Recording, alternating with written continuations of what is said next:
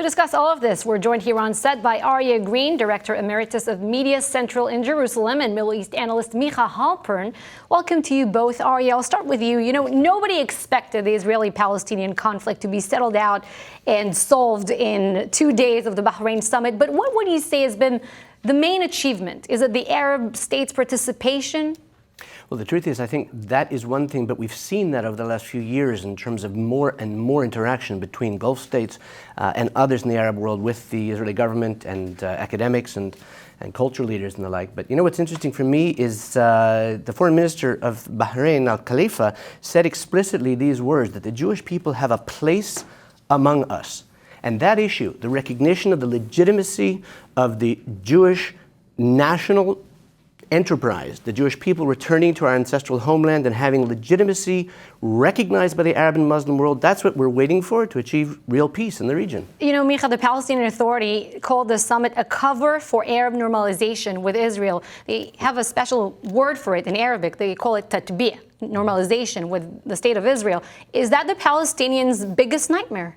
Well, it's worse than a nightmare, actually, because what really is happening is that the rest of the Muslim world and the rest of the world in general has sort of said to the Palestinians, your agenda doesn't jive with our agenda. We have a bigger agenda, and it's not simply the Palestinians. It has to do with the Israelis, it has to do with the United States, it has to do with Iran, it has to do with money, it has to do with development, and the Palestinians are just one little niche in that. So the time has come to put them in the right spot. So their lack of presence there and their continued childish response sort of even shows exactly this issue. But here's the question. What do you think the Trump administration has achieved with this summit? Will it be easier for the Trump peace team to recruit the same Arab states that attended the summit in Manama, Bahrain, to support the political phase once it comes out? I'd imagine yes. And the reason for that is what we've seen here is the initialization of a process which legitimizes just what Micha is saying, the normalization, as it were, of an understanding between the Arab world, the wider Muslim world and their leaders, and Israel, and the legitimacy, as I said, of Israel itself as a player, and it also legitimates the Trump administration in their efforts because it's simply acknowledged by all the players that this was a first step. But you know what critics say, that economic initiatives of this kind have failed in the past, time and again. What is different about the Trump peace team effort? Well, one of the most important issues is not just whether or not it failed or succeeded in the past, is that right now it is happening. How do you measure success? So exactly. So because something is happening, that's already a bigger success than what was before. Now, is it a large success or a small success? Ask me next week. Right now, I can only say that I did not expect it to get this far. Neither did I expect that leaders of the world and business leaders would step up and say, we're in favor. You see, the reality is that all these measures have been tried, whether it be political or economic or anything else. The question is, what's going to move a little closer to a resolution? And I just don't mean the resolution with the Palestinians and the Israelis.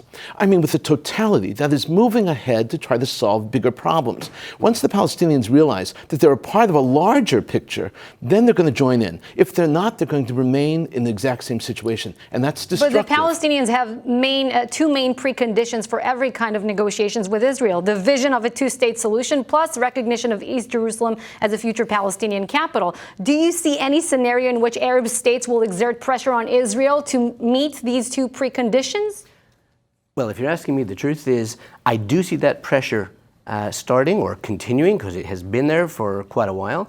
But to go back to combine that with your first question, your initial question about whether or not this will change anything, I think that you're picking up on something very important. Although there's good vibes coming out, as Nurit reported here on I24, there's a feeling that this is a big deal. There's absolutely no question that without a fundamental recognition by the Arab and Muslim and Palestinian leadership of the legitimacy of Israel, then these economic efforts will not necessarily come to any real fruition. And the problem there, as you're asking, is that the pressure then has to be continued on the Palestinian, the Arab, the Muslim leadership, less so than on the Israelis. There's a bigger issue here also.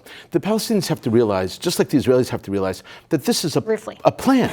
It's just a draft. And in order to do a draft, you need to join, and you take out some things, you add some, you change, you alter, but you can only do that when it's just like a script or a letter to your grandmother. All right, Micha Halpern and Aryeh Green, you're sticking around to discuss also the next topic. Prime Minister Benjamin Netanyahu is considering a proposal to cancel the upcoming September elections and form a new government. And it comes as a very famous name announces a return to Israeli politics.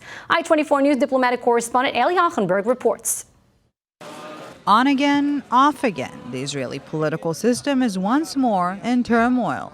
A month after 74 out of 120 lawmakers voted for its dissolution, a new initiative by Parliament Speaker Yuli Edelstein to cancel the September elections is making waves.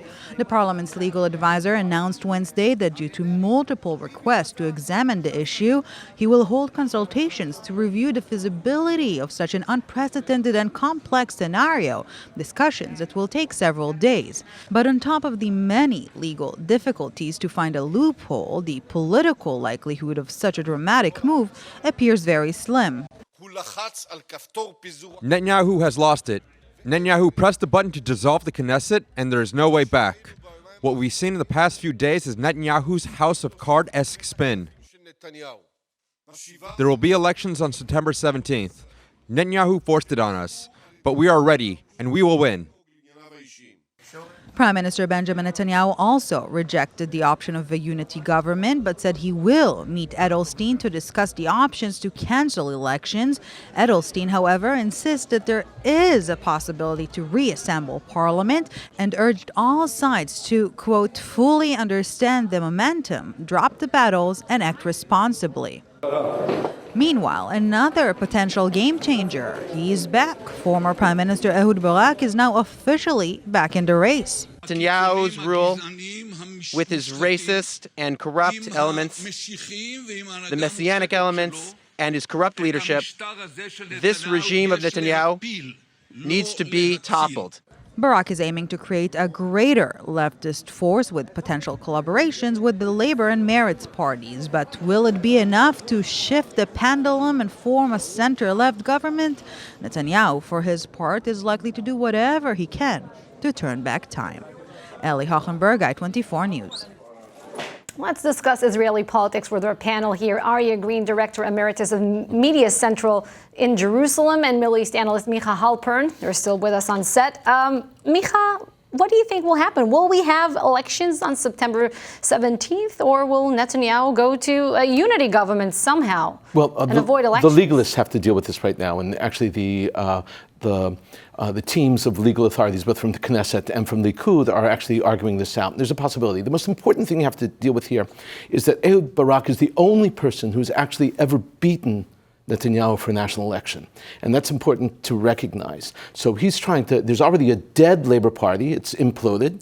And now we have Barak trying to create another party, which includes people like Dan Meridor of Likud, which includes Adina Bar Shalom, the daughter, a very powerful and dynamic daughter of former Chief Rabbi Ovadia Yosef. You heard Micha's point. So here's my question. Who should be more concerned about Ehud Barak returning to the forefront of Israeli politics? Is it Prime Minister Benjamin Netanyahu, or rather his rival from the April vote, Benny Gantz? Oh, I don't think there's any question that the real threat here that Ehud Barak poses is to Benny Gantz and Blue and White, because the Blue and White Party, which has presented itself as left of center, as an alternative and as the opposition party to the Likud, the governing party, is going to be threatened on its left flank by Ehud Barak, who's basically creating another left-wing party.